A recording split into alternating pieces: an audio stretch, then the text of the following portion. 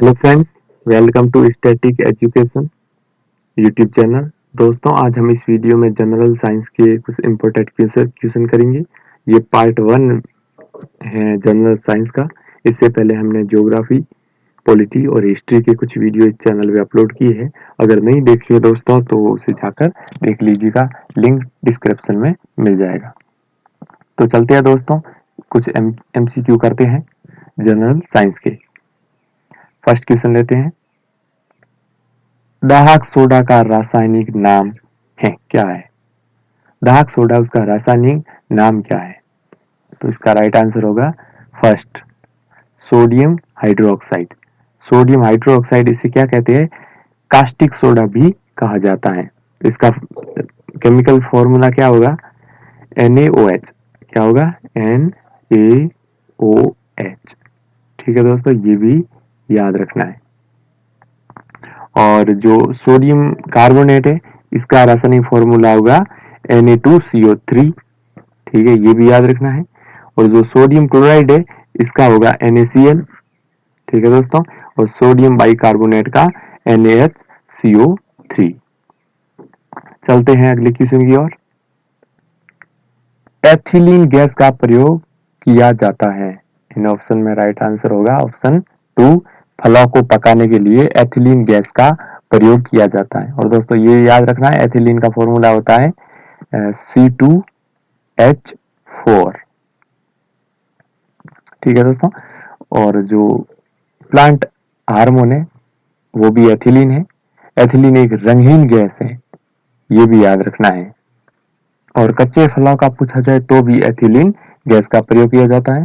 दोस्तों, जो ये कृत्रिम श्वसन में जो किसका प्रयोग किया जाता है? ऑक्सीजन का प्रयोग किया जाता है। नेक्स्ट क्वेश्चन लेते हैं। कैल्शियम की सर्वाधिक मात्रा पाई जाती है। इन ऑप्शन में से राइट आंसर होगा मिल्क। दूध में कैल्शियम की मात्रा पाई जाती है। ओके दोस्तों, और जो पनीर है इसमें पर्याप्त मात्रा में प्रोटीन पाया जाता है, ये भी याद रखना है। और दूध में कैल्शियम की मात्रा सर्वाधिक पाई जाती है। नेक्स्ट क्वेश्चन लेते हैं। वनस्पति घी के उत्पादन में किस गैस का उपयोग किया जाता है? बहुत अच्छा क्वेश्चन है दोस्तों। तो इसका राइट आंसर हो जाएगा थर्ड, हाइड्रोजन। ठीक है दोस्तों, हाइड्रोजन वनस्पति घी के उत्पादन में उपयोग किया जाता है। अगर हाइड्रोजन के बारे में देखें तो हाइड्रोजन की खोज कैवेंडिश ने की थी, और इसका नाम कर्ण किसने किया था? लेवासिये ने किया था। खोज तो किसने की? कैवेंडिश ने, और इसका नामकरण लेवासिये ने किया था। ऑक्सीजन का देखें तो ये वायुमंडल में 21% है, और इसकी खोज प्रिस्टले ने की थी, और इसे प्राणवायु भी कहा जाता है। और नाइट्रोजन का देखें तो नाइट्रोजन जो है, जो 78% है वायुमंडल में। ठीक है दोस्तों, चलते हैं अगले क्वेश्चन की ओर। तो इसका राइट आंसर हो गया हाइड्रोजन। गैस वेल्डिंग के लिए गैस मिश्रण में कौन सी गैसों का उपयोग किया जाता है? तो इसका राइट आंसर हो गया 2, ऑक्सीजन और एसिटिलीन। ऑक्सीजन और एसिटिलीन गैसों के मिलने पर गैस वेल्डिंग की जा सकती है। और जो ऑक्सीजन की अनुपस्थिति में गैस वेल्डिंग की नहीं जा सकती, तो उसकी सहायक कौन सी हो गई गैस? एसिटिलीन। तो गैस वेल्डिंग के लिए गैसों का मिश्रण कौन कौन सा है? ऑक्सीजन और एसिटिलीन। ठीक है दोस्तों, अगले क्वेश्चन की ओर बढ़ते हैं। ब्रास एलॉय इज पीतल मिश्र धातु है। पीतल किस किस से बनी है? तो इसका राइट आंसर हो गया 2, कॉपर और जिंक, तांबा और जस्ता। इसमें तांबे की मात्रा कितनी होगी? 75%। और जो जस्ता है इसकी कितनी होगी? 25%। ठीक है दोस्तों, ये मिलकर क्या बनाते हैं? पीतल का निर्माण करते हैं। और अगर कांसे का पूछा जाए, कांसा पूछा जाए, तो कांसे के लिए क्या याद रखना है? T+T, एक टी से हो गया तांबा और दूसरे से हो गया टिन। ठीक है दोस्तों, टिन और तांबा मिलकर किसका निर्माण करते हैं? कांसे का। और पीतल का निर्माण कौन कौन करते हैं? तांबा और जस्ता। ठीक है दोस्तों, ये याद रखना है। और अगर जर्मन सिल्वर का पूछा जाए तो तांबा प्लस जस्ता प्लस निकेल का प्रयोग किया जाएगा। और अगर टांका का पूछा जाए तो इसमें टिन प्लस सीसा होगा। ओके दोस्तों, ये भी याद रखना है। बढ़ते हैं अगले क्वेश्चन की ओर। निम्नलिखित में से कौन सी पहली धातु मनुष्य द्वारा उपयोग की गई थी? बहुत अच्छा क्वेश्चन है दोस्तों। तो इसका राइट आंसर होगा 3, तांबा। जो कॉपर है वो मनुष्य द्वारा पहली उपयोग की गई धातु थी। ठीक है दोस्तों। अगर तांबा का अयस्क पूछा जाए तो इसका होगा, एक होगा क्यूपाइराइट और दूसरा होगा मैकेलाइट। एक होगा क्यूपाइराइट, दूसरा होगा मैकेलाइट। और जो चांदी है, इस चांदी के बारे में देख लेते हैं। ये ऊष्मा और विद्युत दोनों की सबसे ज्यादा चालक होती है। ठीक। और जो हीरा डायमंड है, यह कार्बन का अपरूप है और सबसे ज्यादा कठोर होता है। ठीक है। और शीशे को काटने के लिए हीरे का प्रयोग किया जाता है। और लोहे के बारे में देखें तो लोहे का सबसे शुद्धतम लोहा कौन सा है? तो वो होगा पिटवा लोहा। ठीक दोस्तों। तो इसका राइट आंसर हो गया कॉपर, जो मनुष्य द्वारा पहली उपयोग की गई धातु थी कॉपर। नेक्स्ट क्वेश्चन लेते हैं। तो hydrogen bomb is based on the which principle? Hydrogen bomb किस सिद्धांत पर आधारित है? तो दोस्तों इसका राइट आंसर हो गया 2, न्यूक्लियर फ्यूजन। जो नाभिकीय संलयन है, इस पर आधारित है हाइड्रोजन बॉम्ब।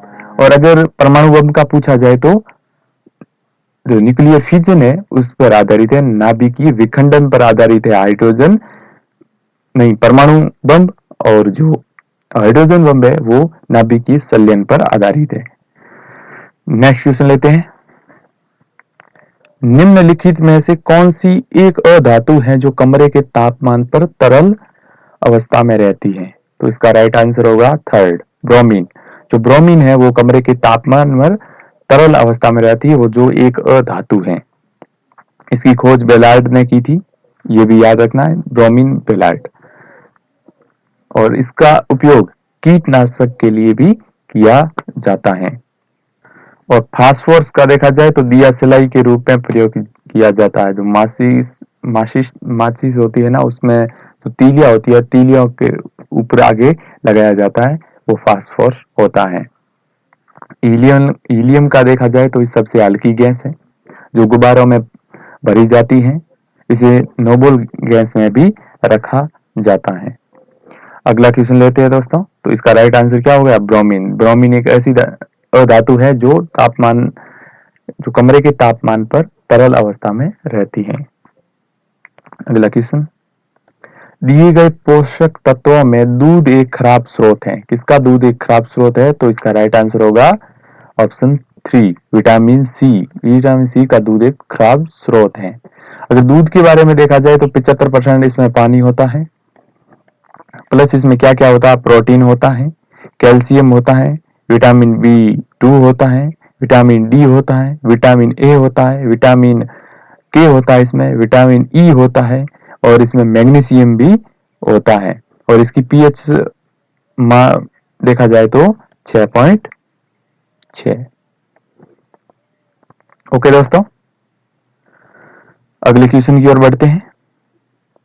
निम्नलिखित में से विस्फोटक पदार्थ हैं, इनमें से कौन सा विस्फोटक पदार्थ है? तो इसका राइट आंसर हो गया 4, TNT। ये भी एक विस्फोटक पदार्थ है। RDX ये भी एक विस्फोटक पदार्थ है। और जो पिक्रिक एसिड है वो भी एक विस्फोटक पदार्थ है। ठीक है दोस्तों। अगर RDX का फॉर्मूला देखा जाए तो होगा C3, ये याद करने हैं, H6 और एक और H6, फिर होगा O6। ये RDX का फॉर्मूला है। अब देखते हैं पिक्रिक एसिड का फॉर्मूला। इसका हो जाएगा C6H3 और N3O7। ये याद रखना। RDX से क्या हो गया? C3H6H6O6 और जो पिक्रिक एसिड है इसका हो गया C6H3N3O7। ये तीनों क्या है? तीनों एक विस्फोटक पदार्थ हैं। ओके दोस्तों, अगले क्वेश्चन की ओर बढ़ते हैं। टू बिकम स्टेम, वाष्प बनना क्या कहलाता है? तो इसका राइट आंसर होगा फर्स्ट, जो फिजिकल चेंज है, भौतिक परिवर्तन है, वो वाष्प, अगर वाष्प बनता है ना पानी का, तो वो एक भौतिक परिवर्तन है। तो अगर भौतिक परिवर्तन होता है किसी में भी तो कोई चेंज नहीं होता है। अगर रासायनिक परिवर्तन हो जाए तो उसकी संरचना में परिवर्तन हो जाता है। ओके दोस्तों, लेते हैं अगला question. Used to make razor, razor बनाने के लिए प्रयोग किया जाता है। तो इसका राइट आंसर होगा थर्ड, कार्बन युक्त स्टील। अगर कार्बन युक्त स्टील नहीं होगा तो रेजर नहीं बनाया जा सकता। तो इसका राइट आंसर होगा कार्बन युक्त स्टील। पिटवा लोहा देखो, यह है लोहे का शुद्धतम रूप। अगर लोहे का अयस्क पूछा जाए तो हेमेटाइट, ये भी याद रखना है। नेक्स्ट क्वेश्चन लेते हैं। मिस धातु का व्यापक रूप से निम्न में से किसके निर्माण में उपयोग किया जाता है? तो इसका राइट आंसर होगा थर्ड, सिगरेट लाइटर में मिस धातु का व्यापक रूप से उपयोग किया जाता है। अगला क्वेश्चन लेते हैं। जिंक का मुख्य अयस्क कौन सा है? Which is the main ore of zinc? तो इसका राइट आंसर होगा थर्ड, कैमालिन। कैमालिन, कैमालिन है जो जिंक का मुख्य अयस्क है। जिंक का एक और अयस्क होता है जिसका नाम है जिंक ब्लेड। ओके दोस्तों, अगला क्वेश्चन लेते हैं। मेंडलीफ की मूल आवर्त सारणी में वर्गों की संख्या कितनी है? मेंडलीफ की पूछा गया है दोस्तों, तो इसका राइट आंसर होगा थर्ड, 9। 9 वर्गों की संख्या है, थी, मतलब 9 वर्गों की संख्या उस समय जिसमें इसका निर्माण किया था मेंडलीफ ने, तब वर्गों की संख्या 9 थी। नेक्स्ट क्वेश्चन लेते हैं। कैथोड किरणें हैं, कैथोड रेज आर।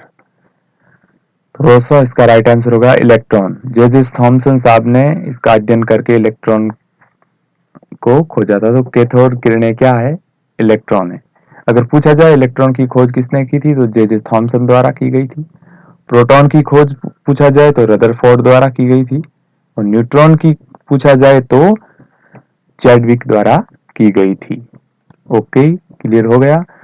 लेते हैं अगला क्वेश्चन। किसे क्विक सिल्वर के रूप में जाना जाता है? Which is known as quicksilver? तो इसका राइट आंसर हो जाएगा Hg, पारा। पारे का एक अयस्क है, प्रसिद्ध अयस्क है सिनेबार, ये भी याद रखना है। लेते हैं अगला क्वेश्चन। निम्नलिखित में से कौन सा सुमेलित नहीं है? Which of the following is mismatched? तो इसका राइट आंसर होगा फोर्थ, कर्ड है। जो कर्ड का पूछा जाए तो इसमें कौन सा होगा? लैक्टिक। इस जगह क्या आएगा? लैक्टिक। लैक्टिक एसिड कर्ड में होता है। ऑरेंज का पूछा जाए तो ये साइट्रिक एसिड, टोमेटो में ऑक्जेलिक एसिड, और जो लेमन है उसमें भी साइट्रिक एसिड। नेक्स्ट क्वेश्चन लेते हैं। गोताखोर सांस लेने के लिए पानी के अंदर किस गैस का उपयोग करते हैं? तो दोस्तों इसका राइट आंसर होगा फर्स्ट, ऑक्सीजन और हीलियम। ऑक्सीजन और हीलियम का मिश्रण लेके गोताखोर पानी के अंदर उतरते हैं। अगला क्वेश्चन लेते हैं दोस्तों। लास्ट क्वेश्चन है दोस्तों। सिनेबार एक अयस्क है, अभी दोस्तों बताया सिनेबार जो पारे का अयस्क है Hg का। ओके दोस्तों, अगर चांदी का पूछा जाए तो चांदी में अर्जेंटाइन, जो अर्जेंटाइन है, और नेटिव सिलर है, और एजुराइट है। ये तीनों अयस्क किसके है? चांदी के हैं, ये भी याद रखना है। जिंक का बता दिया दोस्तों, जिंक ब्लेड और जिंक राइट। ठीक है दोस्तों, तो ये था वीडियो। कैसा लगा दोस्तों? अगर ये अच्छा लगा है तो इस वीडियो को लाइक, शेयर एंड इस चैनल को सब्सक्राइब कर दीजिएगा। थैंक यू दोस्तों, मिलते हैं अगली वीडियो में। Take care.